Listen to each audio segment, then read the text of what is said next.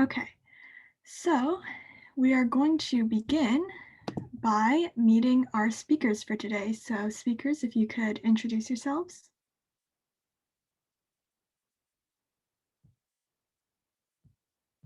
Right, so I suppose I'll go first. My name is Chao Shi. I am a graduate student. I graduated undergrad from Boston University last summer and currently in a graduate program. And I'll be happy to answer any questions anyone might have about a pre-medical, pre-dental, or pre-veterinary track. Hi, I'm Jason. I am a freshman at Carnegie Mellon University, and I'm studying computational finance.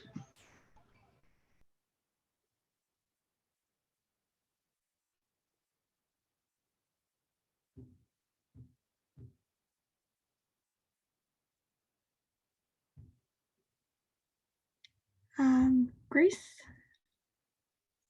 Oh, sorry.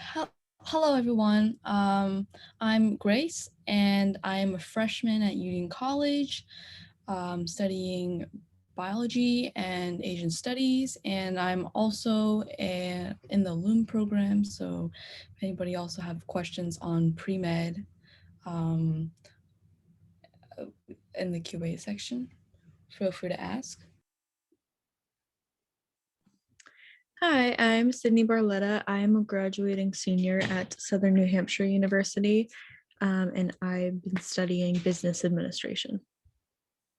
Yeah, okay. So our first topic for today is the Common App process. Although some colleges do not use the Common App system, they will use a similar application system with similar sections and steps. So to begin with, we have test scores, 2 slides about test scores, and Grace will be presenting these.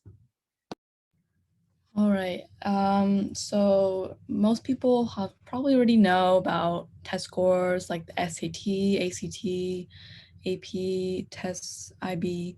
And so I'll first talk about just official score reports and self-reports and the difference between the two. So official score reporting is when you send your scores to colleges through the College Board, and self-report is when you send your scores on the Common App. And some colleges do prefer one over the other, so do be sure to know beforehand.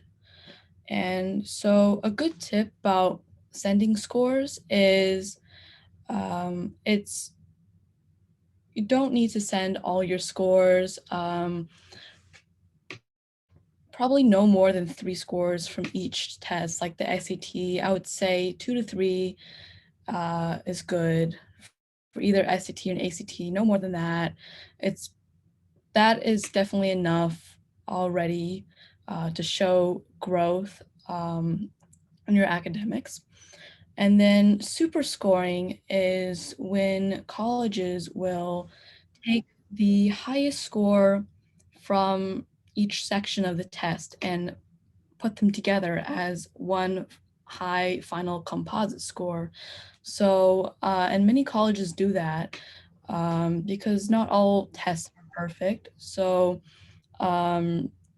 for those who don't know super scoring, I'll give an example. For instance, if you got, say, the first time you took the SAT, you got a very high score on the math, but you didn't do so hot on the ELA section.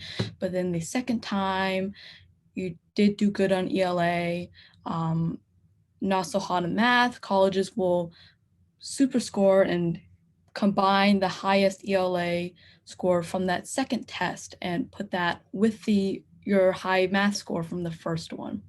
So some colleges do just look at your super scoring test too.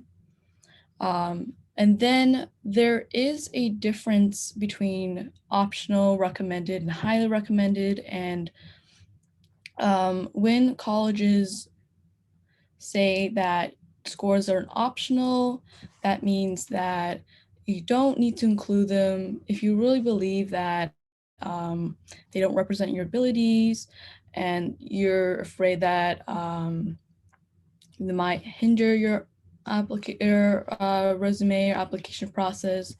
Don't need to send it. It's not a requirement. If you don't send your score, they will spend more time looking at the rest of your application.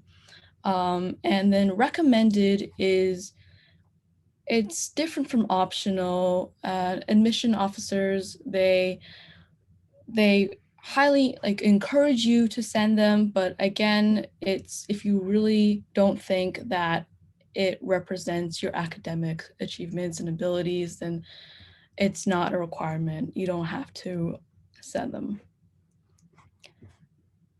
Okay, so next about the test scores themselves, the difference between SAT and ACT. SAT, there are 4 sections. There's the reading section, writing language, and then 2 math sections, one that has no calculator and then one that has a calculator. And then there's also an optional section, an essay section. So SAT questions, they're generally harder questions. They require more critical thinking and therefore more time. And whereas the ACT, they're definitely easier questions and less time. And as ACT, the only difference between the ACT is that it has an extra section called the science section. And the ACT sections are generally purposed to test your reading skills and comprehension, and see if you're able to analyze the data or information that's given to you in just this amount of time. So I think it's a good idea to take both the SAT and ACT just to see which one works for you, because colleges don't require you to take and send both. You can send one if you would like, or if you score higher on one of them. And it's always a good idea to take both SAT and ACT mock tests timed on your own time before you take it officially. It's a good way to practice your timing management while you take the test. And again, it's possible to take both. I think it's a good idea to take both to see which one you do better. Say you do better at the ACT, you can just send the ACT score by itself or just focus on that. But again, it's not recommended. Tests are pretty expensive, so it is understandable too. So there are also many programs and resources on the SAT and ACT when you're studying or preparing it for home. There's some schools provide programs or classes, prep classes, and there are many books, published books out there that give you mock tests and also tips and tricks and strategies. And then of course there's Khan Academy. So those are always all good to to use for practice. And if you're low income, that's okay. You can also qualify for a fee waiver, which is you fill out a form and then they can that means that you can take the SAT and ACT for free. Yeah, thanks very much, Grace. And Grace will be continuing on with the next 2 slides about awards and honors. So awards and honors is another huge, not huge, but another part of the application process. It's I would say it's a subcomponent of extracurriculars. And there's just many types. It can be sports, say you placed in a position in districts or states, or you qualified for an award from school or another organization. Arts, there are which range from music, dance, competitions, artworks that you made, academics, and research. And there's also National Merit Scholarship, which is a scholarship that you can qualify for if you place, if you get a certain score on the PSAT or NMSQT. And it's different for each state, but it's, if you do receive that, it's also very nice to put on colleges. Academic awards, there are a couple, your school might give you also a couple of academic awards, say junior, senior year. So keep a lookout for that. And there's so many more. So awards definitely look very nice on college resumes, but one thing to keep a lookout is definitely prioritize them. International ones are obviously a huge deal and definitely make you stand out more. And then there's national and local awards. And then another good idea is to, I can talk about this in the next slide. So continued. So awards is a great way to show colleges your dedication and your talent to, and to show that you're passionate for something besides academics, something that you're interested in outside of school, and something you're willing to pursue even more when you in the future. And so there's no need to stress about, getting that you need to get an award or you need to get the most impressive, because the college application process is a holistic view. Colleges don't just look at awards, they look at so much more than that.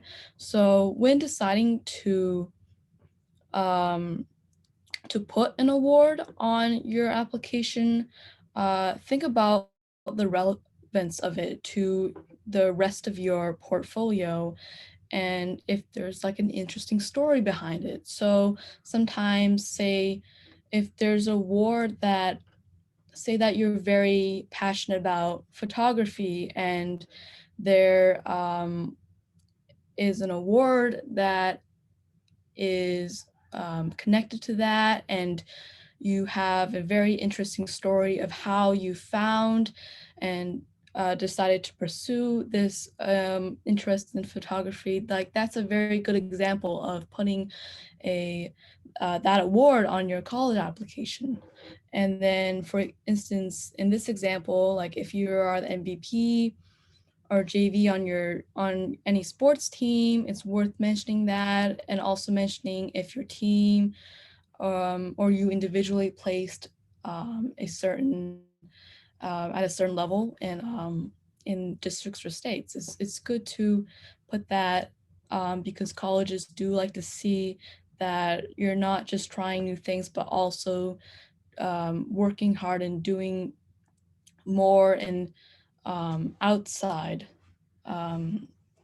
just doing it for fun. They like to see your dedication. Yeah, definitely. Thanks very much, Grace. And Jason will be doing the next 2 slides about activities and extracurriculars.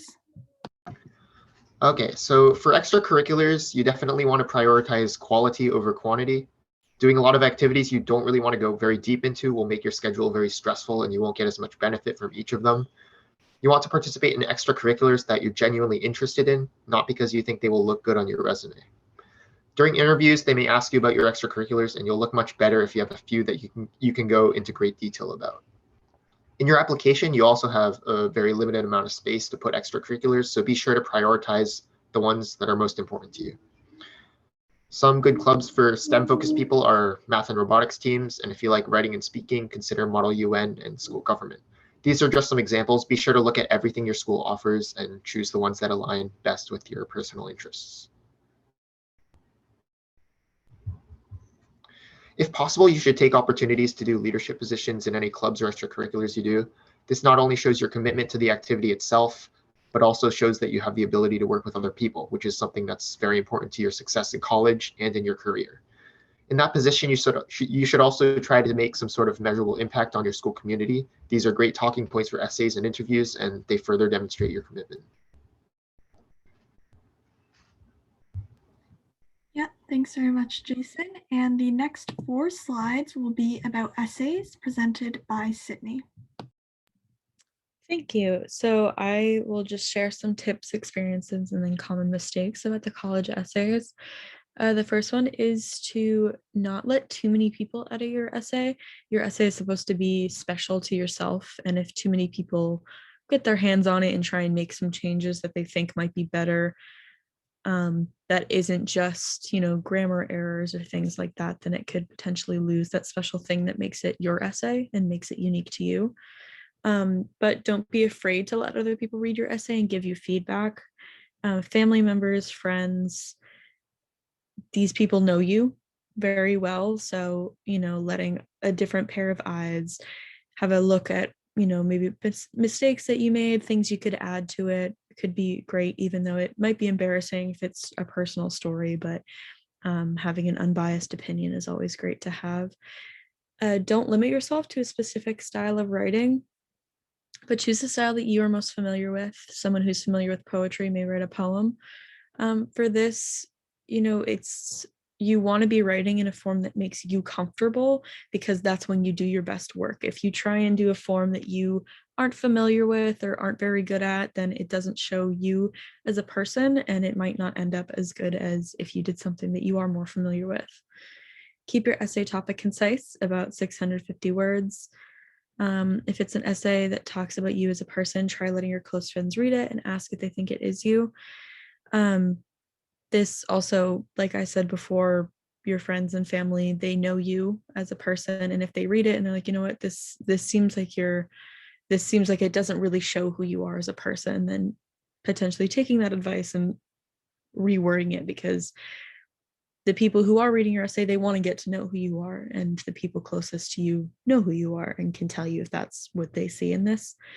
Be sure to have an appealing hook to attract the reader's attention. They read a lot of essays, so right off the bat, if they read your essay and they're like, oh, this is interesting, I want to continue reading. Whereas if you kind of started off not exciting, then it's like, oh, okay, I'm not really excited to read this.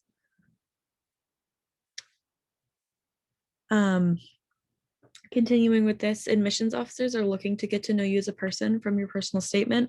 The goal is to help them remember you. They read so many different essays, so it's important to have your essay be in your personal statement be important to you, and something that really shows how you're different from other people and makes you stand out from other candidates, so they remember, oh, this person, I think they would be a great fit here. Prompts should be sources of inspiration, but your essay should not be limited by a specific prompt. My experience, a good personal statement can fit into a prompt after you finish. There's always a 6 options. Share an essay of any topic of your choice. Show growth in some way. Tie the end to that growth / beginning. If you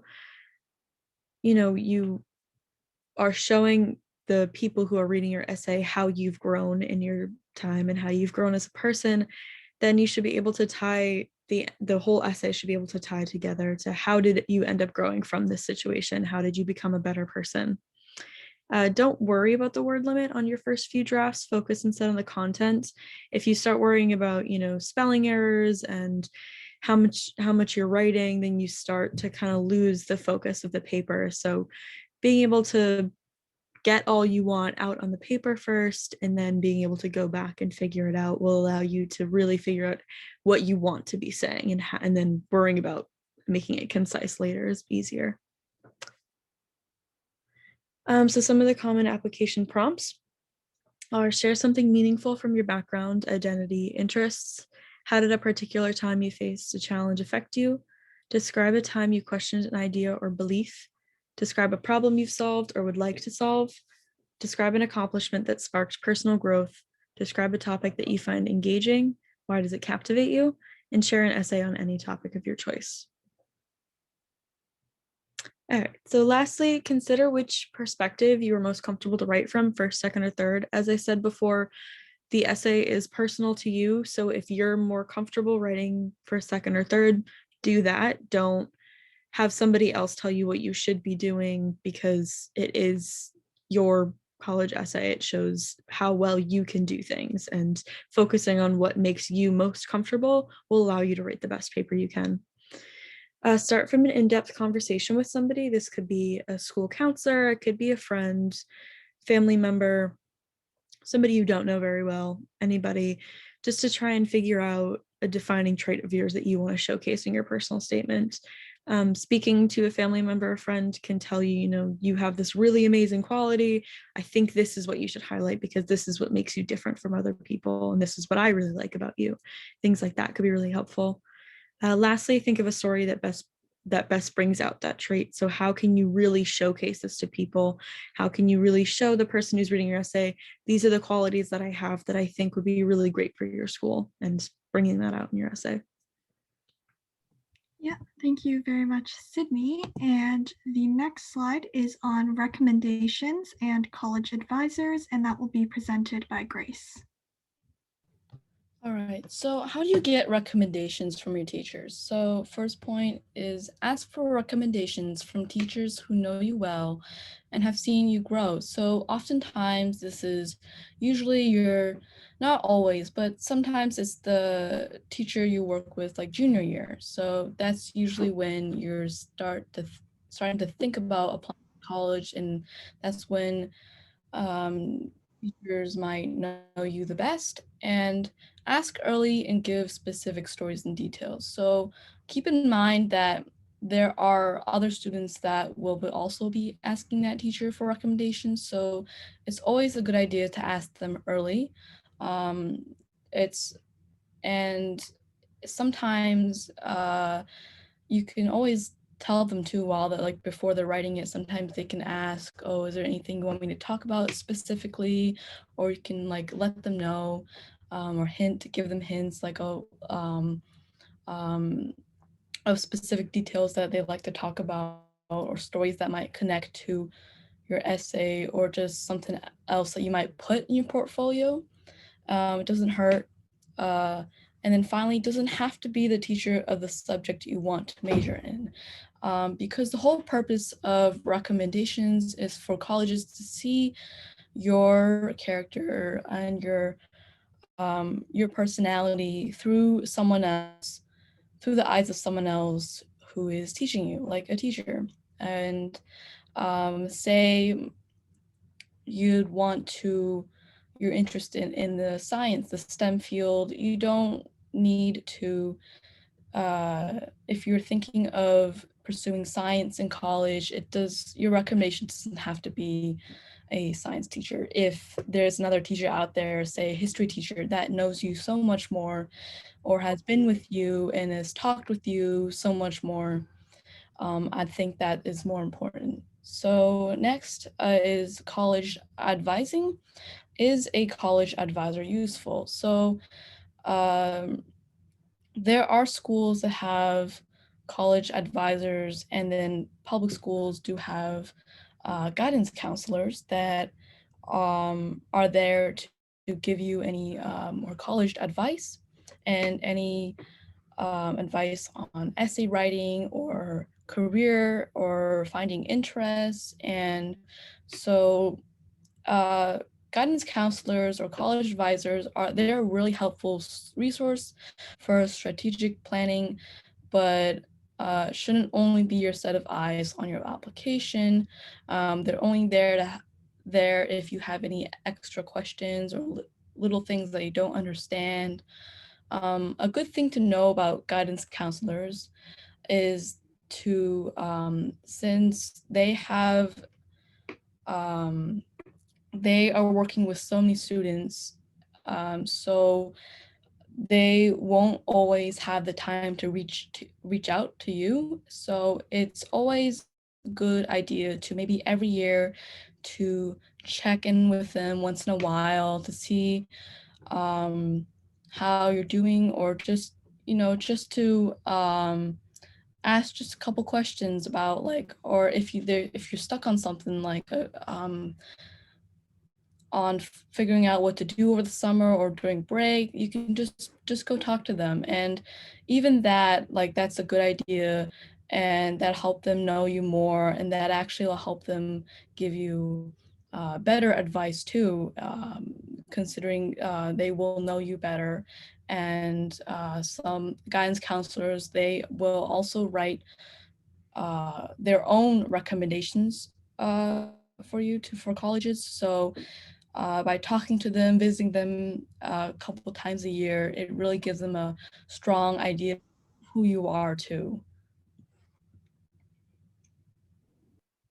Yeah, thank you very much, Grace. And our next slide is on applying from other countries, which will be presented by Han Chao. Right. So for anyone here who is not an American citizen, there are some certain considerations to keep in mind when you're applying for colleges in the US. First of all, you're sort of limited by the number of schools you can apply to, which we'll cover more later when we go over what the different kinds of colleges and universities are. IB scores, IB stands for International Baccalaureate, become very important, although in my personal opinion, it's not as important as the AP exams. Colleges love to see those AP scores, in particular specific APs that demonstrate your ability to comprehend large volumes of reading material. So like AP English or AP US History or other similar APs. Depending on what major career path you're looking towards, some APs matter more than others. Financial aid becomes incredibly limited because you're not eligible for federal aid such as Pell Grants. However, each school does have its own sort of financial aid options for international students, and those are typically merit-based, so on your academic performance. Definitely apply early decision. You will love the school, and we'll go over what early decision means later on. And really, think about why you're applying to school in the U.S. Why do you want to go to a university in the U.S., which you'd think is a self-evident answer, but when you consider what kind of schools is in your local area and what you're hoping to achieve in your career, there may be some more nuance to it than you might imagine. Yeah, that's very true. Thanks very much. And we will be doing applying early decision and early action now, and that will be presented by Sydney. Thank you. So for early decision, one of the ways that you can apply to colleges, you can only apply early decision to one school, and this is a binding decision. If you apply early decision to a school and you get in, you have to go to that school. So it is recommended or not recommended. You should absolutely only apply early decision to a school that you're 100% sure about going to, because if you do get in and you decide, oh, I don't really want to go, it's a really bad situation to be in. So only apply early decision if you are really sure about the school that you are going to. You do have a higher chance of getting into a school if you apply early decision because it shows the college that you really want to go there and that it's really important for you to go there. But again, it's not required. So don't feel like you will only get in if you apply early decision. You can apply early action, which is non-binding. You can apply this to multiple different schools. You can change your mind if you don't really want to go there and you get in. It's because it's non-binding, which is a great option. So you don't have to go there. It usually includes a supplemental application, and it won't greatly improve your chances, but it's a great way to express that you are really interested in the school, and they do look at that. So they do appreciate that. So when you are deciding that maybe, I really would like to go and I want to show them that I'm excited about going, then early action is probably for you rather than doing early decision. There's also restrictive early action, which is non-binding but restrictive. It has the same rules as the early action, but you cannot apply to any other early decision schools. Check specific policies for each school. For all of the different decisions for applying, always check what the school requires and what their kind of policies are, because different schools have different policies. Some of these schools are Boston College, Georgetown, Harvard, Princeton, Stanford, Notre Dame, and Yale. Yeah, and Sydney will be continuing on with the next slide, how colleges might look at you. All right. So for most schools, they're looking for a well-rounded student. And you can show this by how, your curricular activities, how you're doing in school, and just everything about who you are as a person. And they love to see that. They like to see your commitment in one area or subject, such as volunteering or participating in a sport, band, etc., for a long period of time. If it is possible, it's good to have a storyline throughout your application, but it's also, don't feel worried if you are in the later years of your high school career. Don't feel that, oh, I missed out on doing specific things, because there are ways for you to show your college that you are a good candidate for them, through your grades, through potentially things you can start doing now. Talk to teachers, your counselors, see what the schools really look for. And that's a great way to find out what they are looking for in a student. So not being too stressed about what you could have done, because obviously you can't change that, but finding the little things that you have done in the past that can really showcase how great you would be as a student there. It's okay to not know what your major is, what major you want to do when you are applying. So finding things that might be specific to majors. Don't feel like you have to do that, because so many people go into school not knowing what they want to do, and you can always choose this after you get into the college. Knowing what your major is before may help you decide which college you want to go to based on what their programs have to offer you for that. But if you don't know, then look for schools that are less specific to specific areas and what you might be interested in, what courses they offer. You can always see what courses schools offer. So not being too afraid that a school will deny you because you don't know what major you're going to be in, because that's not the case. It's not required for a lot of schools for you to know exactly what you want to do. Essays are just as important, if not more important, than test scores. Test scores don't always showcase how great you are as a student. A lot of the time they don't showcase that. Standardized tests don't tell a story about who you are as a student. Your specific grades do, potentially, the classes you've taken, how hard you work, and your essay shows who you are as a person, which is much more important to schools than how you do on a standardized test. So putting more effort into trying to show how great you would be for them and how great you are as a person is much more important than being too stressed over a test score. Yeah. Yep, thanks very much, Sydney. And now we have a very short Common App Q&A. So if you have any questions specific to the Common App, you can type them in the chat. And if you don't have any right now, don't worry. There will also be the general Q&A session at the end. So I'll just give you guys a minute or two if you wanted to type any of your questions down.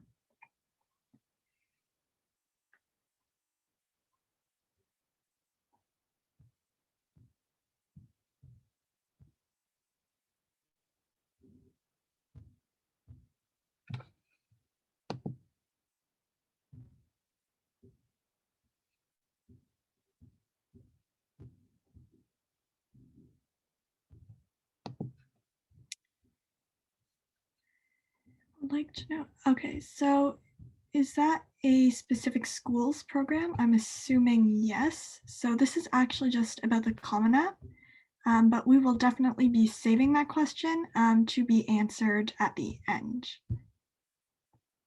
I can sort of help answer. I'm assuming you're talking about a Bachelor of Science and a medical school, so like a combined program for medical school? Right. So those programs are very dependent on the university you apply to. Typically, when you apply for that program. They're very competitive to get in, of course. And what it does is your senior year of college is usually removed and it's replaced by the first year of medical school. So you should have a very strong academics and some very strong scores to apply for them.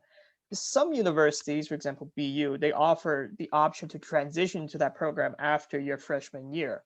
But you better, be very studious in that first semester of freshman year, because if the grades aren't, tip-top shape, you're going to have issues getting to those programs.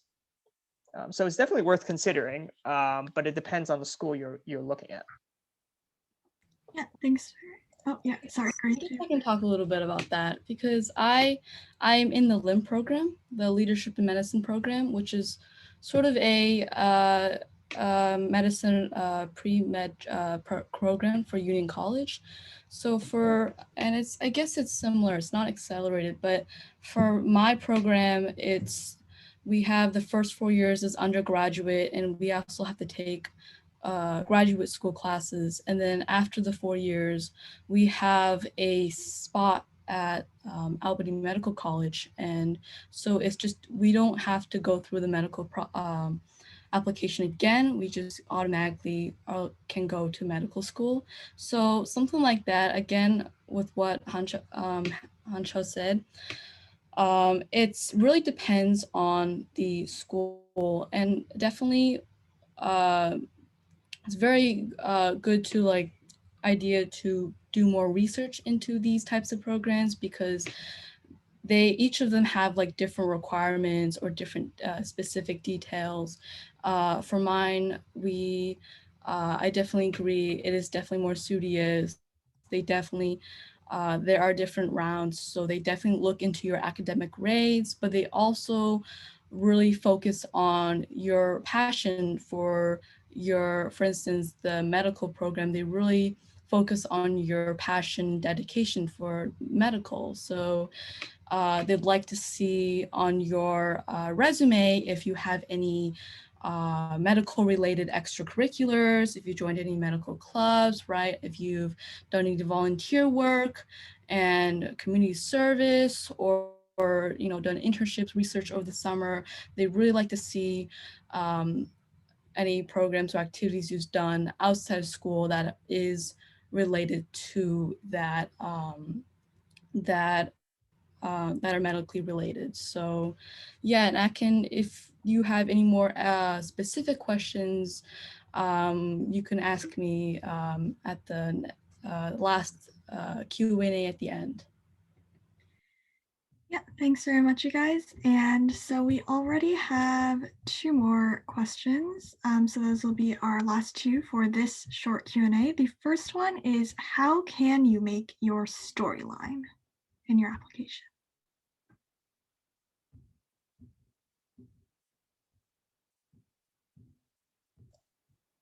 I'm sorry, I don't see that particular question in the chat. Yeah, that was sent in a direct message to me.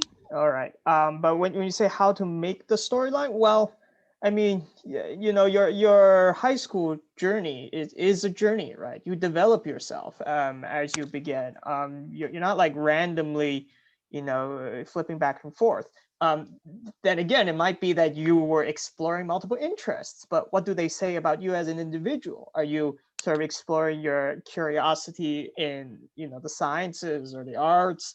What are to really drive home this point about writing a narrative for your application? What part of your personality do you want the schools to see, and what part of that personality really fits with the school? If that part of your personality doesn't fit with the school, chances are that's not the school for you, and then you should look at another school instead. But there's so many schools out there that I would find it very improbable that you won't find that aspect. And then really emphasize on how you developed sort of those personality traits of you that make you such a wonderful fit to this school, and maybe not another school. Although you don't want to mention that in your essay, you definitely do not want to say, "Oh, this school is terrible." Like, this one thing you should never do. Okay, great. And the last question for now is, for listing awards and honors, is it a disadvantage to list awards in piano since there are so many who do this already? I'd love to answer this. There's no disadvantage to listing any awards that you've gotten, even if you think that it might, other people might have it. It shows just a little piece of who you are as a person. And it doesn't matter how many other people might have on their applications or anything. Always try and list as many awards or things that make you different in any way from other people. So there's never a disadvantage of listing awards. So absolutely do that. Yeah, so thanks very much to our speakers for answering them, and also for your guys' questions. And there will also be an opportunity to ask more questions at the end. But for now, we will be moving on to our second section, finances and career paths. So if you've just finished your Common App, now what? And what will you do with your application? So Han Chao will be talking about choosing colleges and choosing majors. Right. So I think I hinted towards earlier, you were really looking for a college that fits you. And sort of the first thing to consider is public or private. If you're international, this decision is sort of made for you because you can't really apply to the public ones. The real difference is that public schools are, 100% funded by the state and federal government in the United States, while a private school has private donors. So there are advantages and disadvantages of both. Public universities are usually much more friendly towards one another. They're huge schools. There are many people there. I will say that roughly 30 to 50% of those people are from that state of where the school is located. So, if you really like the culture, that might be an option to look towards. But as I said, they're federally funded. So the amount of resources they have will be limited. And so different programs will continuously fight each other to get those resources. Private schools, there's more faculty because they have more resources because they're privately funded. The curriculum are often more tailored towards what you need. So there's not more of a general that everyone does the similar classes. And, usually there are more financial aid options available because those schools, again, have private donors. But because they have private donors and because their fees are all private, the tuition is much higher. And typically this tuition does not discriminate. If you're American or international, you pay the same, an exorbitantly high fee. The competition to these schools, therefore, are greatly increased. People, compete highly to get into, and these are usually the more selective schools. Next slide, please. Right. So as I mentioned, a lot of the public schools are in-state versus out-of-state. And what this sort of means is that some schools will favor applicants from the state a lot more favorably than they would other. This is typically more seen in public schools. Private schools, so long as you have the money, they don't really care where you're from. Although caveat, if you're international, you have your own slew of problems. In-state schools are often very appealing because they're very affordable. States want their people to go to schools in their own state, so they will try to entice you as many ways as possible. The admissions rates are therefore higher, and of course, if it's within your state, typically you can live at home. You could go to school and live at home, so it's cheaper. You don't have to pay exorbitant rent. But it might not be as exciting because you are, stuck at home. There's not much traveling. So a lot of schools, especially on the coasts, are popular because they're touristy areas, and so a lot of students are encouraged to go there for that reason. But of course, the further you're away from home, you're going to have to be more self-sufficient that way. And so, it really depends on what you're looking for. In college, are you looking more to extend your education while being in the comfort of home, or are you trying to leave the family, not entirely, but just leave home and be self-sufficient? They both have their advantages depending on what you're looking for. Next slide, please. And so, a lot of what people look at for schools is what major they want to go into. And it's okay if you haven't decided exactly what you want to do. People change majors all the time. College students on average would change their major 2 to 3 times before they finally decided this is what I want to do with my life. But you definitely want to look at certain schools if there are certain career paths that you want to explore. I speak from a pre-medical perspective in that if you're interested in medical schools typically have their own requirements, medical school requirements. So the major you want to go to typically should be more science focused so you can achieve those requirements in a shorter amount of time. This is no longer such a strict rule as it was back 10 or 28 years ago, because now you can get in with any major. I've heard of people get in with arts or architecture majors into medical and dental schools. Just be aware that they had to work extra hard because not only do they have to satisfy their own requirements, they also had to do what the medical school requirements wanted. So if you're in a science major, those two typically overlap, so it saves you some time and money.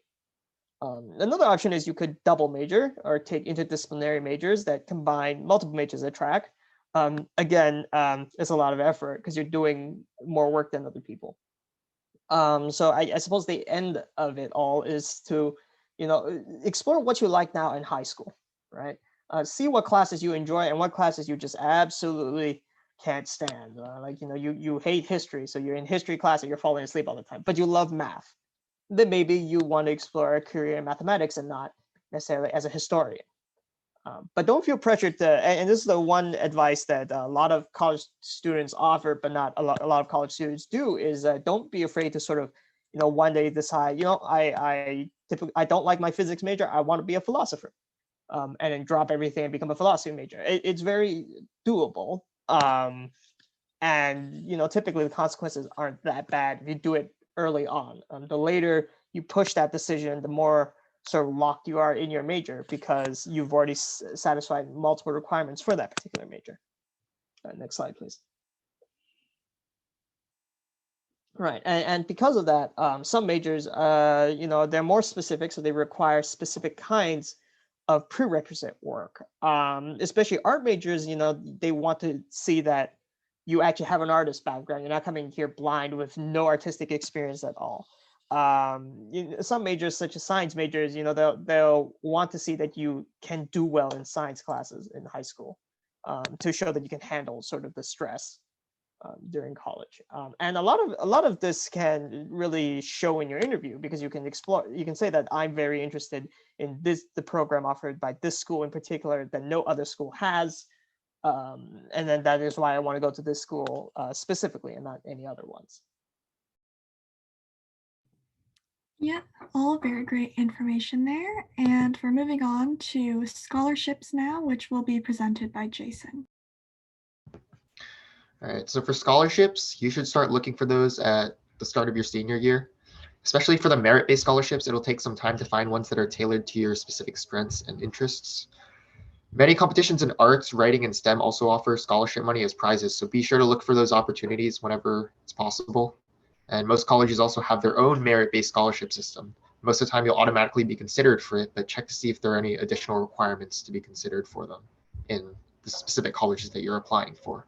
And some of the more well-known scholarships are QuestBridge, Coca-Cola, National Merit, the Gates Scholarship, and Cameron Ryan.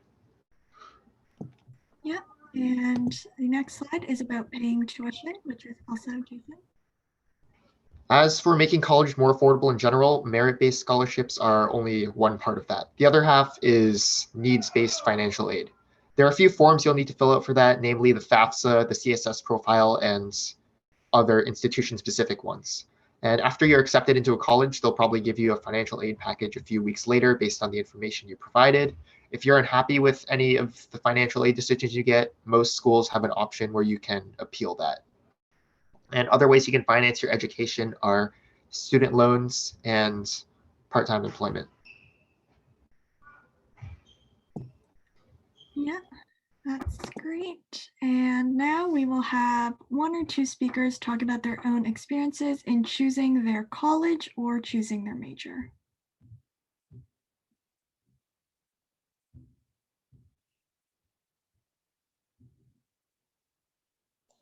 So I'm fairly happy to share my experience, although mine is, again, sort of oddly specific to me. So you'll find that any quirky thing you have in high school will help determine your major in the future.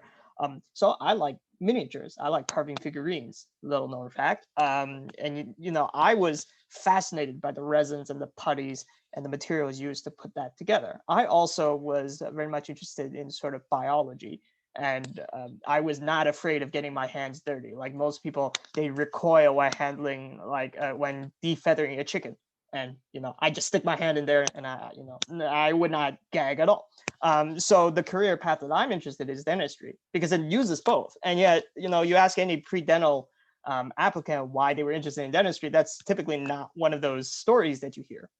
So that's what sort of drove my decision. As for the major I picked, so I did human physiology as an undergrad student. Was purely driven because that particular degree at BU is pre-medical inclining. The courses you take are very similar to the courses you'll take in medical school. So it's very rigorous because you are taking pre-medical school courses and you're graded as a medical student. So they have no shame and give you a very harsh opinion about what they think if you can handle medical school or not. But it's still very rewarding. And so, I stuck with it after 4 years. So yeah, that's sort of my journey. Yeah, thanks very much for sharing that, Han Chao. And now we are going on to the third and final topic for today's presentation, which is high school life and how to be a competitive applicant. So we will be starting with finding what interests you, and Grace will be presenting that. All right, so going out of your comfort zone and trying new things to find your interests. So high school is definitely like a great 4 years to try that, because it's a great way to try new things. There's so many new clubs, experiences, there's time. And for instance, join a sport for fun. Freshman year, I joined cross country team. I just tried it. And if you don't like it, it's okay. Like, it's a great way for you to figure out what you like, don't like, and give you ideas of what you might do in college. And who knows, say like you one day figure out that again, like ceramics is say you just figure that out one day that you like that, you might pursue that in college in the future. Like, it's a possibility, and it's definitely a great way during high school to pursue and figure out what you like in the future. And it's good for colleges too. So see what clubs your school offers. Sometimes they'll have a list of extracurriculars or clubs they have, or sometimes there'll be an extracurricular event day where clubs will set up stands outside and to promote their club. And definitely take that opportunity to walk around, sign up to some clubs and try them out, and attempt to get involved with student leadership. So colleges do also like to see that you're not only trying new things, but also sticking and dedicating to some of them. And they want to see growth of your dedication to some clubs too. And that can be done like through student leaderships, whether that's becoming like a president of a club or making your own club. It's a great way to show that you're passionate for that club, or like if that's an academic club, also connect that you're very interested in this subject, and also show that you can be a leader, and they love to see that. Joining after school programs, so this can be a wide range from just like, again, sports or robotics or academic teams, championships. Use the internet as a tool to find new resource and new interests. So definitely, again, the internet has so much information, and schools do put their clubs sometimes on their website, and because there's so many. And if you can't find anything, or let's see here, if you have an interest in something and you can't find it in the school, definitely don't give up on it because they don't have something like that. And definitely make your own club, or do something outside of school. There are so many things. It doesn't have to be in school club activities. It can also be outside of school clubs, like sports clubs, or just like attending a class outside of school. That could be something that can help you find your interest. Yeah, thanks very much, Grace. And now Jason will be presenting what to do each year from freshman to senior. Okay, so starting with your freshman year. Your freshman year of high school is your time to explore what your interests are. You should start planning out your coursework for future years, get involved with athletics, look at summer programs that you're interested in, and explore volunteer opportunities. At this point, there's really no pressure to commit to specific activities. It's much better to try a bunch of things and take your time deciding which ones you like than to commit to something and find out that you really don't like it later on. During sophomore year, you should continue to explore your interests, maybe start narrowing them down to the ones you think you'll commit to. And now is the time to start thinking about what major and career path is most appealing to you. By now, you should have a good idea about how comfortable you are with your course load. And if you have the time, you should consider taking honors or AP classes. Colleges always love to see those, and they're a good way to get some college course credit, which is going to be really helpful down the line.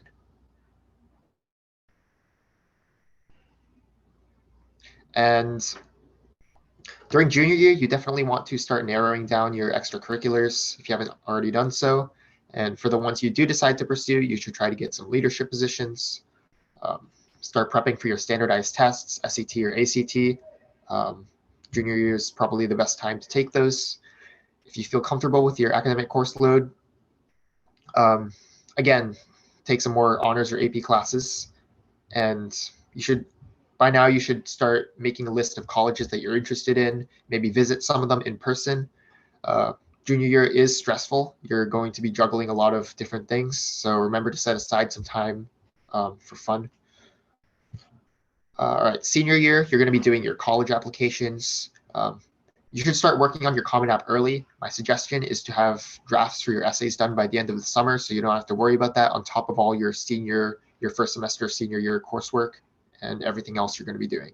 If you're not satisfied with your SAT or ACT scores, you'll have some opportunities to retake those. And at this time, there's not much else you need to do. Don't try to add random extracurriculars or do things just because they might look good on your resume. Your second semester senior grades aren't as important as your other grades, so don't hesitate to take some well-deserved time off after you finish your applications.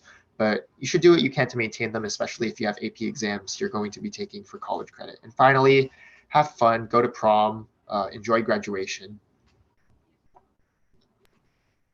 Yeah, thanks very much, Jason. And now we are moving on to college resumes for the next two slides, and Han Chao will be presenting that. Right. Before I move on to resumes, I did want to add to Jason's point, don't have too much fun in your junior or senior years. There's nothing worse than having to try to explain a very bad prom photo to college admissions, because they will see it and then they will bring it up in the interview. And if you can defend yourself well, then they actually might be more impressed in you as an applicant. But it's an awkward position to be in. But speaking on the resume, which if I may offer, the most candid advice is probably your most important document you'll have, not just for colleges, but for life in general, because it really is the summative document for telling schools who you are as an individual. And here's a sort of a secret thing that some schools don't tell you. Even after all the effort you put into your Common App and you send it in, and you pay the money to send it, and some schools might not even look at your Common App. They'll print out your resume and they'll take one look at it, and if you look good, then they'll look at your Common App and they'll see your test scores. But in all honesty, they might just not like you from the resume, and then you're out, just like that. It is very quick. And that's sort of the fastest way that colleges filter out students, is they'll take a look at the resume, they think, oh, it's not long enough, and then they'll toss it out. With that being said, the resume should not be overly lengthy. It should not have any extraneous information. So say you're a champion hot dog eater. That might be nice to mention in your essay about why being a champion hot dog eater makes you a good applicant for this college. But it's certainly not appropriate to mention it on the resume. I'd like to amend a little bit on this slide. I would not put the GPA or SAT information. That's sort of the stuff that should be saved for the Common App, and depends on your GPA. If you have a stellar GPA, then certainly put it on the very top. Say, oh, I have a 4.0 in high school. But if your GPA is not as pretty as that, might be best not to have it on the resume. The basic information, see, that's also not too important. What is most important to show your resume is the extracurriculars, the community service, and the awards and honors. I'd actually wager you put awards and honors first, followed by sort of extracurriculars and community service. And what colleges really are looking for in the resume is how many hours you spent on each activity, and how long you stuck with the activity for overall. So next slide, please. Right. So, when you do your activities in undergrad, and this can be anything really, be sure to keep track of how many hours you spent. It doesn't have to be completely accurate. If you played soccer for only 2 hours a week and 3 hours the next, then you can say that 2 or 3 either way. The schools will not hound you for seeing how valid it is. If you over exaggerate on things, though, the schools will find out, and that's something you definitely don't want to do. So if you only volunteered at a place for only 10 hours and you wrote 50, the schools will notice, and because they'll think it's very odd that someone spent 50 hours when the months don't add up. So be very careful about over reporting. But definitely include details about what you've done. Action verbs become very helpful in this circumstances. Saying things like, I learned so and so from this experience. I was changed by this experience. These are not the best action verbs. I just can't think of any off the top of my head. Search on the internet on sort of resume examples to see what action verbs people use, and that should be a good estimate on what you should do. And I know someone brought up piano earlier. Any skill is usable. A piano, for one example, since I have a teaching certification in it, it shows dedication because you would have to stuck with it for a very long time. It shows the ability to do something very repetitive and being able to express it in an artistic way, because as anyone who can attest to practicing the piano, it's very repetitive. And that's a skill that colleges especially like to see, because when you read textbooks and college papers, it's also very repetitive. And if you can spice it up in the same way that you're practicing the piano, well, then you've already appeared to be a very favorable candidate. But just from that example, you can see that some people might think, oh, it's piano. Everyone plays piano. It might not make me stand out. But the way I phrased it, I just said, you're utilizing those skills. And it could be any skill you want. I developed a keen appreciation of music history from my experiences with piano, which got me very interested, if you're a history buff, in a history major. Things like these you can use to your advantage. Almost any activity, you can use it so long as it's geared towards the major or the college you're interested in. I can think of very few activities where you can't actually put on your resume. I suppose hot dog eating is one. That might be a better experience to, unless you won awards, then maybe you say, oh, here's a legitimate award that makes me stand out amongst other people. But you might just have a harder time justifying that compared to other interests. Yeah, okay, great. And now we are on our last slide of the presentation, College Resume Tips and Mistakes, which is presented by Sydney. Thank you. So for tips for your college resume, the first one is don't put stuff that you are not familiar with. It goes with the common mistakes. Don't make stuff up. They will, and they can, in interviews, if you're having an interview with them, bring up things on your resume. And if you aren't 100% sure about what you put on there, it can catch you off guard, and it can look really bad for you, because it's obvious to them that you've just made something up and you don't really know what you're talking about. So put things on there that you have a good sense of how you can explain it, and something that you are familiar with, that you've done, and that you do remember things about it, and you would feel comfortable answering questions, because you want to have things that you can absolutely have a full conversation about, because it might catch their eye, and you might not think, oh, this little lie, it's whatever, they probably won't ask me about it, could be the one thing that catches their eye, and that's what they ask you about. And you don't really want to risk that, because it could definitely change the course of your application process. Try to limit your resume to 1 page. You don't want it to be too long. A lot of the times in the college application process, they don't want to read things that are super long. They read so many things, so many resumes, so many essays, applications every single day, that having a shorter one that's concise, has exactly what it needs, which goes into the common mistakes of don't write paragraphs, use bulletin points. If you start writing a whole essay about everything that you've done, it can really put them off and they just won't want to read it. So having clear and concise bullet points of things you've done in your experiences, what you learned from them, how you grew as a person, things like that in your resumes. For my jobs that I've had. I have, specific tasks that I did and worded in a way that shows, how valuable I was to the team that I was on. And that can really catch the eye of employers and college people who are reading your resumes, so learning these skills earlier on can help you throughout your whole life, because you will usually always have a resume because you can be applying to different things. The last tip would be to have somebody proofread. Every time I make a change to my resume, I always have my mom proofread it, because she knows me well. She knows, does this show how I am as a person, as well as being unbiased, and having her know that she'll tell me, this is really bad, don't add that on there, rather than somebody who might sugarcoat it for you, because these do matter. But also don't be too worried about them. You can ask professional help. You can ask for your college counselors, people who are older than you who have resumes. Everybody's resume looks different. So don't feel like yours has to look the same as somebody else, and making sure that it is about you and it shows who you are as a person and what you've done, the accomplishments you've had, is just really important in that. Great, thank you so much. And we are now moving on to the Q&A section. So this will not be recorded. So we can stop the recording now. And